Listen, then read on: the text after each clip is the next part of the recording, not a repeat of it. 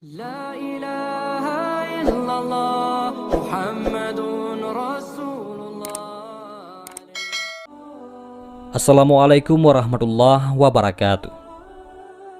Sahabat ini merupakan pemuda yang pernah mendapat sentuhan langsung dari Nabi Muhammad SAW. Beliau seorang laki-laki yang memiliki wajah bersinar, berpenampilan menarik, bertubuh kurus dan jangkung. Orang-orang merasa tenang jika memandangnya. Jiwa merasa damai jika bertemu dengannya. Semua orang menghormatinya. Selain itu, sahabat ini adalah sosok pemuda yang ramah, sangat bertawadu dan pemalu. Namun jika ada masalah yang menimpanya, dia langsung berubah menakutkan layaknya singa yang mengaum. Dan inilah kisah Abu Ubaidah bin Al-Jarrah radhiyallahu anhu. Abdullah bin Umar bin Khattab pernah bercerita tentang sifat-sifat mulia yang dimiliki oleh sahabat Abdullah bin Jarrah. Ada 3 orang Quraisy yang sangat cemerlang wajahnya, tinggi akhlak dan sangat pemalu. Bila berbicara, mereka tidak pernah dusta. Dan apabila orang berbicara kepada mereka, mereka tidak cepat-cepat mendustakan. Mereka itu ialah Abu Bakar As-Siddiq, Utsman bin Affan dan Abu Ubaidah bin Al-Jarrah. Abu Ubaidah termasuk kelompok pertama masuk Islam. Beliau masuk Islam di tangan Abu Bakar As-Siddiq sehari sesudah Abu Bakar masuk Islam.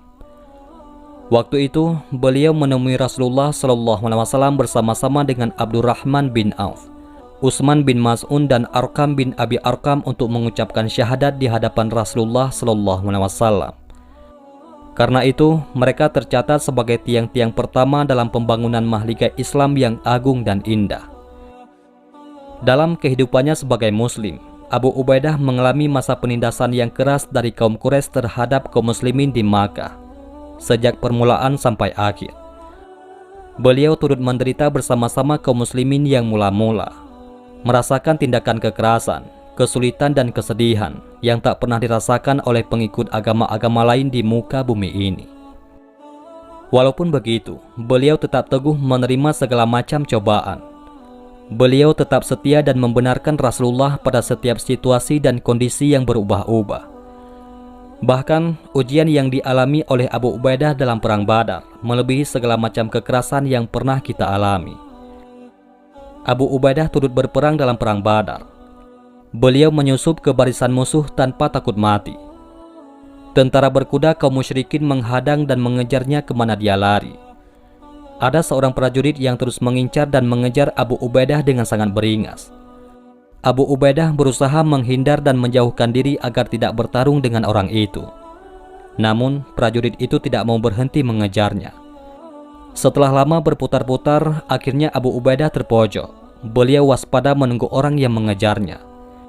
Ketika orang itu tambah dekat kepadanya, dalam posisi yang sangat tepat, Abu Ubaidah mengayunkan pedangnya tepat di kepala lawan. Orang itu jatuh terbanting dengan kepala terbelah 2. Musuh itu tewas seketika di tangan Abu Ubaidah bin Al-Jarrah. Musuh yang tewas di tangan Abu Ubaidah itu tak lain ialah Al-Jarrah bin Abdullah, yaitu ayah kandung Abu Ubaidah sendiri. Abu Ubaidah tidak membunuh ayahnya, tetapi membunuh kemusyrikan yang bersarang dalam pribadi sang ayah. Berkenaan dengan kasus Abu Ubaidah tersebut, Allah Subhanahu wa Ta'ala berfirman, "Engkau tidak akan mendapatkan suatu kaum yang beriman kepada Allah dan hari akhirat, saling berkasih sayang dengan orang-orang yang menentang Allah dan Rasul-Nya, sekalipun orang-orang itu bapaknya, anaknya, saudaranya, atau keluarganya. Mereka itulah orang-orang yang dalam hatinya telah ditanamkan Allah keimanan, dan Allah telah menguatkan mereka dengan pertolongan yang datang dari Dia. Lalu dimasukkannya mereka ke dalam surga yang mengalir di bawahnya sungai-sungai. Mereka kekal di dalamnya. Allah ridha terhadap mereka, dan mereka pun merasa puas terhadap limpahan rahmat-Nya. Merekalah golongan Allah. Ingatlah, sesungguhnya golongan Allah itulah yang beruntung." Quran Surat Al-Mujadalah ayat 22. Ayat ini tidak menyebabkan Abu Ubaidah membusungkan dada, bahkan menambah kokoh imannya kepada Allah dan ketulusannya terhadap agama. Orang yang mendapat gelar kepercayaan umat Muhammad ini ternyata menarik perhatian orang-orang besar, bagaikan besi berani menarik logam di sekitarnya. Muhammad bin Ja'far menceritakan, pada suatu ketika, para utusan kaum Nasrani datang menghadap kepada Rasulullah. Mereka berkata, "Ya Abul Qasim, kirimlah bersama kami seorang sahabat Anda yang Anda pandang cakap menjadi hakim tentang harta yang menyebabkan kami berselisih sesama kami. Kami senang menerima putusan yang ditetapkan kaum muslimin." Rasulullah bersabda, "Datanglah nanti petang, saya akan mengirimkan bersama kalian orang kuat yang terpercaya." Umar bin Khattab berkata, "Saya pergi sholat zuhur lebih cepat dari biasanya. Saya tidak ingin tugas itu diserahkan kepada orang lain, karena saya ingin mendapatkan gelar orang kuat terpercaya." Sesudah selesai sholat zuhur, Rasulullah melihat ke kanan dan ke kiri. Saya agak menonjolkan diri supaya Rasulullah melihat saya. Tetapi beliau tidak melihat lagi kepada kami setelah beliau melihat Abu Ubaidah bin Jarrah. Beliau memanggil seraya berkata kepadanya, "Pergilah engkau bersama mereka, adili dengan baik perkara yang mereka perselisihkan." Maka pergilah Abu Ubaidah dengan para utusan Nasrani tersebut, menyandang gelar orang kuat yang terpercaya. Abu Ubaidah bin Jarrah bukanlah sekedar orang kepercayaan Rasulullah SAW semata-mata. Beliau seorang yang berani memikul kepercayaan yang dibebankan kepadanya. Hal itu ditunjukkannya dalam berbagai peristiwa dan tugas yang dipikulkan kepadanya. Pada suatu hari, Rasulullah SAW mengirim satu pasukan yang terdiri dari para sahabat untuk menghadang kafilah Quraisy. Beliau mengangkat Abu Ubaidah menjadi kepala pasukan dan membekali mereka hanya dengan sekarung kurma, tidak lebih dari itu. Abu Ubaidah membagi-bagikan kepada para prajuritnya sehari sebuah kurma bagi seorang.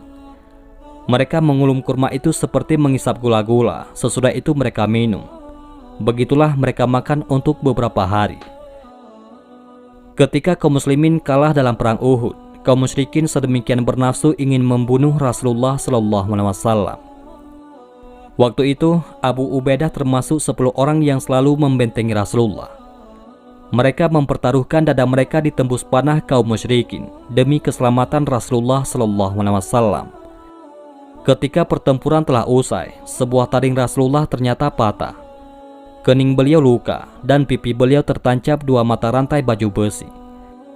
Abu Bakar menghampiri Rasulullah hendak mencabut kedua mata rantai itu dari pipi beliau SAW. Namun Abu Ubaidah berkata, "Biarlah saya yang mencabutnya." Kemudian Abu Bakar mempersilahkan Abu Ubaidah. Abu Ubaidah khawatir kalau Rasulullah kesakitan bila dicabutnya dengan tangan. Maka digigitnya mata rantai itu kuat-kuat dengan giginya, lalu ditariknya. Setelah mata rantai itu tercabut, gigi Abu Ubaidah tanggal 1. Kemudian digigitnya pula mata rantai yang sebuah lagi. Setelah tercabut, gigi Abu Ubaidah tanggal pula 1 lagi. Abu Bakar radhiyallahu anhu berkata, "Abu Ubaidah orang ompong yang paling tampan rupawan." Abu Ubaidah selalu mengikuti Rasulullah dalam setiap peperangan yang dipimpin oleh Rasulullah SAW sampai Rasulullah wafat. Dalam musyawarah pemilihan khalifah yang pertama ataupun Yaumus Saqifah, Umar bin Khattab mengulurkan tangannya kepada Abu Ubaidah seraya berkata, "Saya memilih Anda dan bersumpah setia dengan Anda, karena saya pernah mendengar Rasulullah SAW bersabda, sesungguhnya tiap-tiap umat mempunyai orang dipercayai. Orang yang paling dipercaya dari umat ini adalah Anda, yaitu Abu Ubaidah bin Jarrah." Abu Ubaidah menjawab, "Saya tidak mau mendahului orang yang pernah disuruh Rasulullah untuk mengimami kita sholat sewaktu Rasulullah masih ada, yaitu Abu Bakar.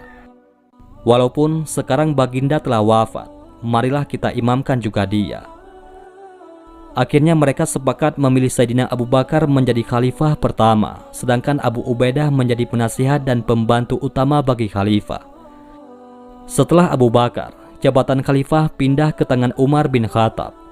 Abu Ubaidah selalu dekat dengan Umar dan tidak pernah membangkang perintahnya, kecuali sekali. Peristiwa itu terjadi ketika Abu Ubaidah bin Jarrah memimpin tentara muslimin menaklukkan wilayah Syam. Beliau berhasil memperoleh kemenangan demi kemenangan berturut-turut, sehingga seluruh wilayah Syam takluk ke bawah kekuasaannya, sejak dari tepi sungai Furat di sebelah timur sampai ke Asia Kecil di sebelah utara. Sementara itu, di negeri Syam berjangkit penyakit menular ataupun taun yang amat berbahaya yang belum pernah terjadi sebelumnya, sehingga korban berjatuhan. Khalifah Umar datang dari Madinah sengaja hendak menemui Abu Ubaidah bin Jarrah. Tetapi Sayyidina Umar tidak dapat masuk kota karena penyakit yang sedang mengganas itu. Lalu Sayyidina Umar menulis surat kepada Abu Ubaidah sebagai berikut. Saya sangat penting bertemu dengan saudara, tetapi saya tidak dapat menemui saudara karena wabah penyakit sedang berjangkit dalam kota. Karena itu, bila surat ini sampai ke tangan saudara malam hari, saya harap saudara berangkat menemui saya di luar kota sebelum waktu subuh. Dan apabila surat ini sampai ke tangan saudara di siang hari, saya harap saudara berangkat sebelum hari petang. Setelah surat khalifah tersebut dibaca oleh Abu Ubaidah bin Jarrah, beliau berkata, saya tahu maksud Amirul Mukminin memanggil saya. Beliau ingin supaya saya menyingkir dari penyakit yang berbahaya ini. Lalu dibalasnya surat khalifah. Ya Amirul Mukminin, saya mengerti maksud khalifah memanggil saya. Saya berada di tengah-tengah tentara muslimin, sedang bertugas memimpin mereka. Saya tidak ingin meninggalkan mereka dalam bahaya yang mengancam, hanya untuk menyelamatkan diri sendiri. Saya tidak ingin berpisah dengan mereka, sehingga Allah memberi keputusan kepada kami semua, yaitu selamat atau binasa.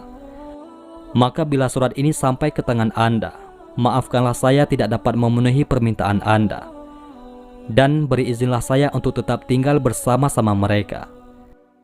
Setelah Khalifah Umar selesai membaca surat tersebut, beliau menangis sehingga air matanya meleleh ke pipinya. Karena sedih dan terharu melihat Sayyidina Umar menangis, maka orang yang di samping beliau bertanya, "Ya Amirul Mukminin, apakah Abu Ubaidah wafat?" "Tidak," jawab Sayyidina Umar, "tetapi dia berada di ambang kematian." Dugaan khalifah tersebut tidak meleset, karena tidak lama sesudah itu, Abu Ubaidah terserang wabah yang sangat berbahaya.